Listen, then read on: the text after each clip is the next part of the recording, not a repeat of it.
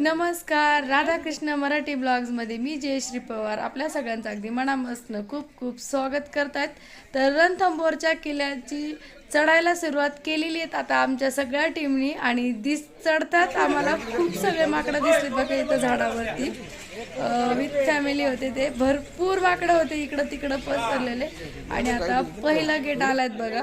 तर पहिल्या गेटमधून आता जाऊया आणि गेट बघा आमच्या वाडा आहे गावाकडं, त्याला असेच तोड़ा जाता था। एलिफेंट जैसे ही दौड़ के आएगा टन लेगा, या टन लेने पर उसका बैलेंस बिगड़ जाएगा, जोश खत्म हो जाएगा। फिर भी अगर अटैक करेगा, गेटों में आयरन के नुकीले वाले हैं जो उसके सिर में गड़ेंगे, वो घायल हो जाएगा, गेटों को नहीं तोड़ पाएंगे। पहले इतना मोटा पेड़ का तना लेते थे, उसके 15 से 20 इंजन लगा के गेटों को तोड़ा जाता था। हेवी केनल से गेट को तोड़ते थे। गेट के सामने इतना गेट नहीं कि हेवी केनल बोल को तोड़ने में काफी टाइम खर्च होगा, जब तक यहाँ के सोल्जर सतर्क हो जाएंगे। ऊपर जो गन पॉइंट बने हुए हैं 13वीं सेंचुरी में गन पाउडर नहीं होता था, तीर चलाते थे, भाले फेंकते थे, गर्म हुई गर्म पानी से अटैक करते, उसके लिए वो गन पॉइंट बने। आइए सर, क्या बात, क्या स्पीड है आपकी। आणि एवढ्या लांब जेव्हा येतो ना आपण, गाईड्स नक्की लावा, म्हणजे तिथल्या बारीक सारी गोष्टी आपल्याला माहिती होता. परत येणं होत नाही. आपण म्हणतो गायडन्सची काही गरज नाही, आम्ही करू शकतो पण नाही. देखो सभी साथ में चलना, सब जगह कुछ आपको आनंद आएगा। मैं चलूंगा क्योंकि एक जगह खड़ा होकर भी मैं हिस्ट्री बता सकता हूँ। रणथंबोर फोर्ट मैं जोर से बोलूंगा, सभी सुनना आराम से। Yes sir. थोड़ा नजदीक आएंगे तो उनको थोड़ा तकलीफ करूंगा। तो सर जी, महाराजा जयंत ने इस फोर्ट की नींव रखी 5वीं सदी में। रणथंबोर फोर्ट 1600 साल पुराना हो चुका, 5th सेंचुरी में रेडी होते थे। कोई भी चीज अगर आपको समझ में नहीं आई तो सर जी, पृथ्वीराज चौहान का जो पुत्र हुआ गोविंद राज चौहान, उसके आने तक यादवों ने शासन किया। 300 वर्ष तक जो यदवंशी थे, गोविंद राज चौहान अपना नया राज्य स्थापित करते हैं 1192 में, 1192 में। उसके बाद इस फोर्ट पर कई प्रतापी राजा आते हैं, पर ये फोर्ट फेमस होता है हमीर हट के नाम से। हट यानी जिद होती है। उन्हें रणथंबोर फोर्ट के अंदर 1282 में रणथंबोर सिंहासन पर बिठाया जाता हमीर देव चौहान को। अब ये राजा सिंहासन पर बैठते समय एक प्रतिज्ञा लेता कि शरणागत को पुण्य देना, उसकी रक्षा करना इस राजा का पहला कर्तव्य था। उसी टाइम पर इस राजा की बढ़ती हुई शक्ति को देखकर सुल्तान जलालुद्दीन खिलजी दिल्ली के बादशाह थे, उन्होंने इस फोर्ट पर 1290 में लगातार 3 बार अटैक किया। देखो फोर्ट के अंदर ऐसे 25 हिंदू टेम्पल है, 2 मुस्लिम दरगाह, 1 जैन टेम्पल है, जिनकी गिनती यहाँ से शुरू होती है सर। ये परकोटे के बजरंग बली है, गणेश जी है, शिव जी है, भैरव है, भारवी है। परकोटा उसे कहते हैं जो फोर्ट के बाहर जो सेफ्टी रास्ता जो बनाया जाता है, उसी सेफ्टी रास्ते की रक्षा करते हैं 5 देव, इसलिए इन्हें परकोटे के बजरंग बली के नाम से जाने जाते हैं। 3 बार अटैक किया था रणथंबोर फोर्ट पर, और तीनों बार वो इस फोर्ट को जीत नहीं पाए और वापिस चले गए दिल्ली। दिल्ली चले जाने के बाद उसका जो भतीजा था अलाउद्दीन खिलजी, अलाउद्दीन खिलजी ने अपने ही चाचा जलालुद्दीन खिलजी की हत्या कर दी थी और वो दिल्ली के बादशाह बन गए थे। दिल्ली के बादशाह बनने के बाद उसका एक सेनापति था सरदार मोहम्मद शाह। सरदार मोहम्मद शाह ने खिलजी के साथ में चीटिंग की थी, इसीलिए खिलजी ने उसे दिल्ली से भगा दिया और पूरे भारत के अंदर ऐलान करवा दिया गया कि जो भी राजा इसे पनाह देगा उसी से मैं हमेशा के लिए युद्ध करूंगा और वो मेरा दुश्मन होगा। तो सरदार मोहम्मद शाह ने पूरे भारत के अंदर सभी राजाओं से पनाह मांगी, पर उसे किसी भी राजा ने पनाह नहीं दी थी, क्योंकि देख लो चाहिए था आपको। नहीं ले रहा हमारे पास बहुत सारे लोग हैं ना, कोई भी लेंगे। मोहम्मद शाह रणथंबोर राजा था, और ये जो राजा था इसने प्रतिज्ञा ले रखी थी राजा का। इधर ये स्टेचू लगा हुआ है, ये हमीर जो राजा हुए, यहाँ के फेमस किंग हुए, उसका मेन सेनापति था। इसने क्या हुआ कि राजा की जीत हो गई, जीतने के बाद भी इसने रानियों को रॉन्ग सिग्नल दिखा दिए थे, और रॉन्ग सिग्नल देखकर रानी सहित 13,000 औरतों ने एक साथ सेक्रीफाइस कर लिया रणथंबोर में जोहर। इसीलिए इसको आज भी यहाँ पे हुआ था।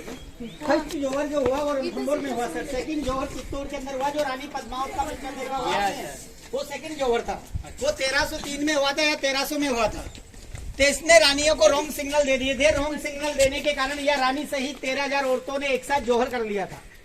फिर जब राजा रानियों को बचाने रानी महल जा रहे थे, तो इसने राजा को रोकने का प्रयास किया, राजा से बटल किया। राजा ने इसी जगह इसका सर कलम कर दिया, जो आज भी इसका स्टेचू बनाकर लगाया गया है। इसको सजा के रूप में पत्थर मारे जाते हैं। ये प्रतीक देता है कि भविष्य में कोई भी किसी के साथ धोखा करेगा, चीटिंग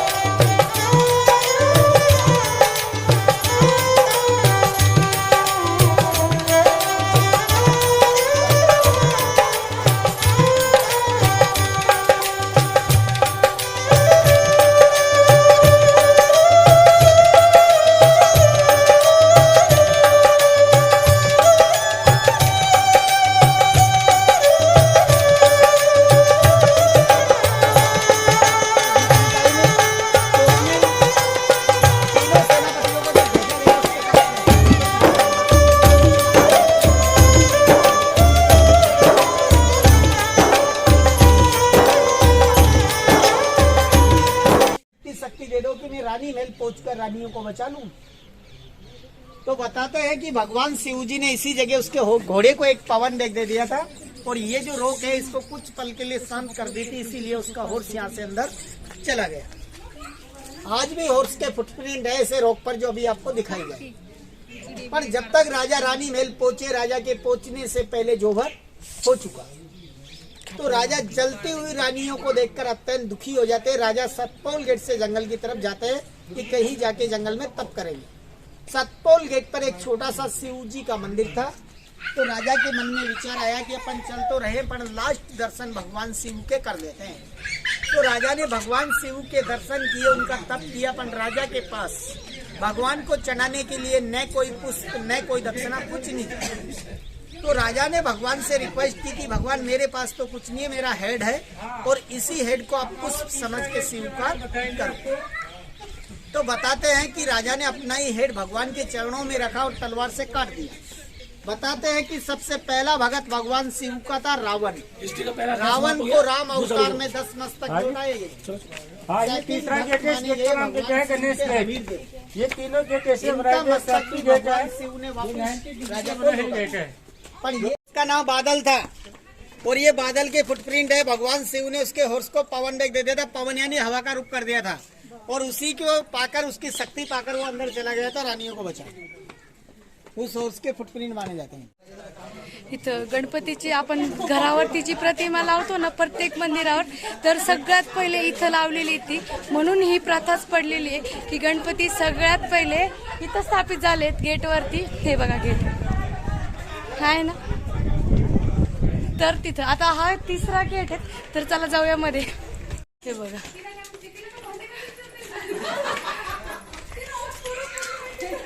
बरोबर आहे।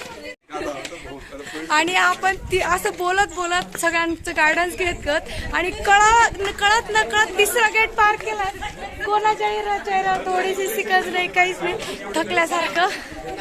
सगळे आता इथं बसा, व्यवस्थित या, गेट समोर आपला फोटो काढू।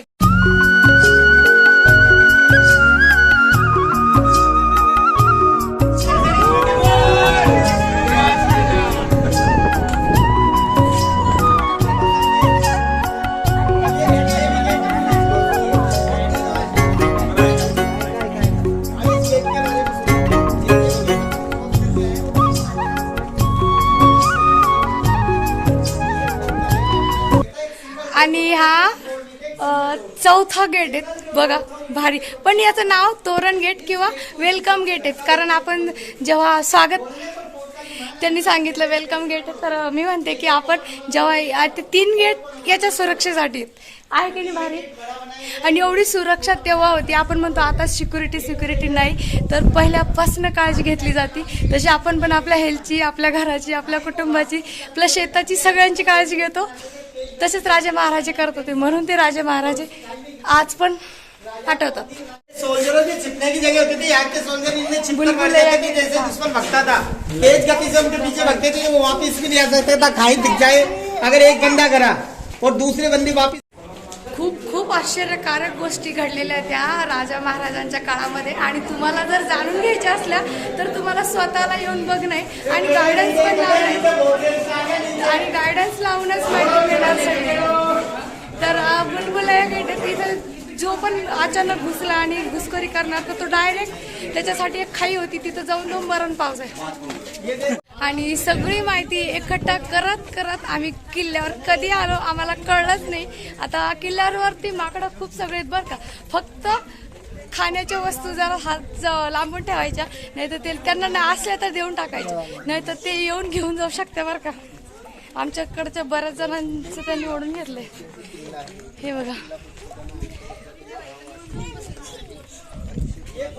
बघा, सगळ्या वरती आले तरी एक काही थकलेलं नाही.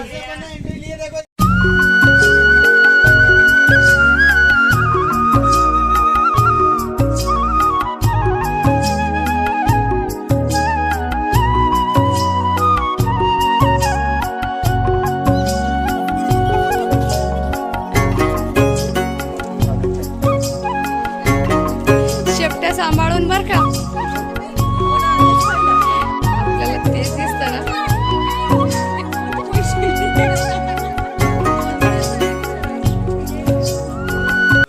पण या किल्ल्यावरती ना बिना गायडन्सचं काही नाही बरं का खरं. कारण जुने झालेले आहेत आता, आणि जर माहिती देणारे असले ना तरच. आणि आता मी एकदम जसं भारी दृश्य तुम्हाला दाखवणार आहे, एकदम अचानक बघा. खूप सुंदर. जेव्हा किल्ला चढून इथे येतो ना आपण आणि एकदम समोर दिसतं तर सगळा थकवा एका मिनिटात गायब होऊन जातो. हो की नाही मॅडम? यास बघा, मॅडम पण हो म्हणतात.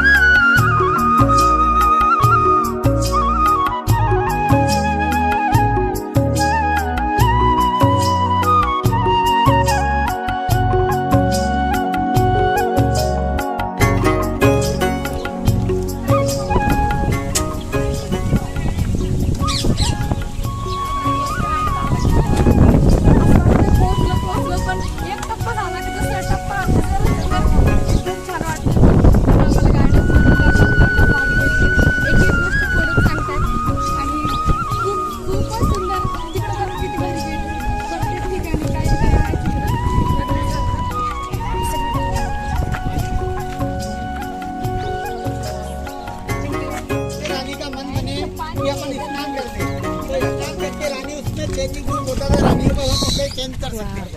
तो उसका आर्किटेक्चर चेंज करके खिलजी ने उसे मस्जिद का दर्जा दे दिया, मस्जिद बना दिया उसको. आर्किटेक्चर चेंज कर दिया उसको. लेकिन खिलजी ने जीत लिया था जी. खिलजी ने जीता नहीं था, राजा ने तो अपना हेड सीएम ने भगवान सिंह और खिलजी से जाके बोला कि अब आपकी विजय हो गई, अब तो वादे के अनुसार राजपाट हमें दो. तो मेरा नाम हरिकेश सैनी है और मैं रणथंभौर में करीबन मेरे को 10 साल गाइड का काम करते हुए हो गया. और हम यहाँ 35 गाइड है. मेरे मोबाइल नंबर है 9413989607. आपसे भी आगे निकले हो. आपको लग रहा था माइक नाही जेव्हा पण येणार ना यांचा नंबर तुम्ही फोन करा, एकदम व्यवस्थित गाईड करतात. आणि एक छोटीतली छोटी गोष्ट सुद्धा तुम्हाला समजावून सांगणार.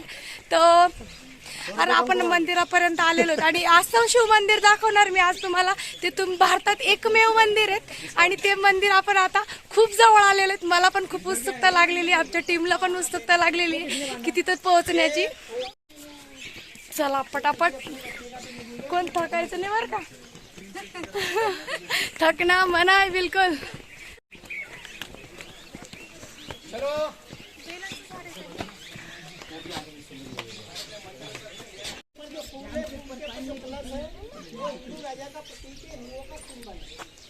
इसके नीचे एक टेम्पल है शिव जी का, जिसमें राजा गुप्त पूजा करते थे, इसलिए इस मंदिर को कहते हैं गुप्तेश्वर.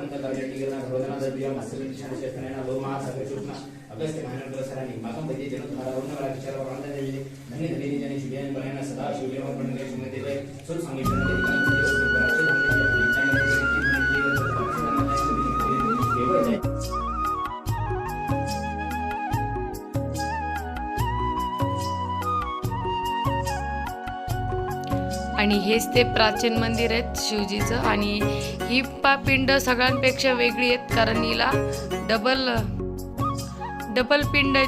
ही अशी एकमेव आहेत भारतामध्ये. तुम्ही खाली बघा, ती दाखवण्याचा प्रयत्न करते मी.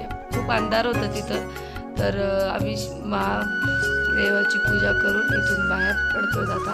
पण खूप छान वाटत होतं मला. अशी मंदिरामध्ये जी ऊर्जा मिळते ना आपल्याला, ती खूप वेगळी असते. आणि ही ऊर्जा फक्त अति प्राचीन मंदिर आणि तिथं काहीतरी देवाचा वास असतो अशाच ठिकाणी भेटते. तर अशा पवित्र वातावरणामध्ये आलेलोच आम्ही. आणि मंदिर आहे ते खरंच, आणि त्याचं जीर्णोद्धाराचं काम पण सुरू आहे. आणि वरती आल्यावर पण इतकं मोठा किल्ला आहे, तुम्ही थकून जासाल. आणि गार्डन पण खूप सुंदर आहेत बरं का. हे बघा, खूप भारी गार्डन आहे तिकडं पण. तुम्हाला वेळ जर असला तर नक्की विजिट करा. आणि मंदिराच्या, शिव मंदिराचा जीर्णोद्धार पण सुरू आहे, बांधकाम. ज्या मंदिरात गेलो होतो हेच मंदिर आहे, त्याचं जीर्णोद्धार.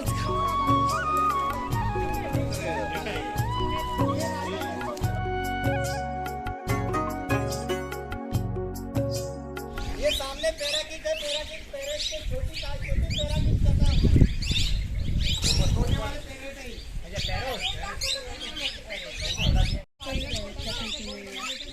मध्ये का मंदिर.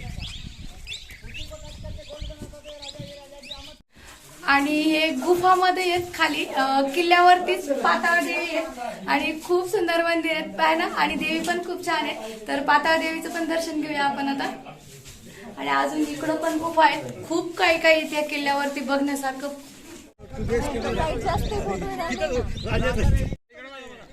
आणि हा खूप आगळा वेगळा किल्ला आहे. त्या किल्ल्यावरती खूप काही आहेत. एक मोठं गाव इथं राहत असेल त्यावेळेस. अजून एक तळ आहे आणि या तळ्यामध्ये ज्या अविवाहित 3 जणी होत्या, ज्यावेळेस जोहर झालं होतं तर त्यांनी जल जोहर घेतलं होतं, तेच हे तळ आहेत. आणि अजून आपण जोहर महलकडे जाणार आहोत. आणि ही दिसते ते बजरंग बलीचा पुत्र मकरध्वज, त्याचं हे ते भगवा झेंडा इथं फडकावलेला आहे बघा. आणि आता इथं मन्नत मागतात इथं तुमचे स्वप्न. पण इथली एक पद्धत आहे, दुसऱ्यांच्या घराचा दगड काढायचा नाही. आणि आपण आपले विषम संख्येमध्ये घर बनवायचे. तर 5, 7, 11, 21 असा. तर मी 21 आम्ही दोघांनी 21 घेतले. तर 21 म्हणजे ते सगळे स्वप्न आमचेच नाही, तर आमच्या जवळच्यांसाठी पण होते. ते एक दगड एकेकाच्या स्वप्नांचा होता. तर असं करत सभी का ले रहा हूँ, सभी का बना रहा हूँ मैडम. स्वप्न रंगवले. तर सगळे आपल्या आपल्या जोडीसोबत नवीन स्वप्नांची दुनिया रंगवत होतं. तर आमची पण सुरू होती इकडं तीच. तर पाया रचायचं काम सुरू केलं होतं, कशासाठी काय. आणि खूप छान वाटतं जेव्हा आपण ज्या माहोलमध्ये जातो तिथल्यासारखं बनायला. आधीचे पण खूप सगळे बनवलेले होते इथं आणि आताही आहे. तर बघूया आपण आता इथली मान्यता खरी होती की नाही. 1 वर्षानंतर आपल्या पण लक्षात येणार की जे इथं आम्ही ठरवून आलो होतो ते होतं की नाही. तर देवाचा व्हिडिओ इथं थांबूया. परत भेटूया नवीन व्हिडिओसोबत. तोपर्यंत राधे राधे.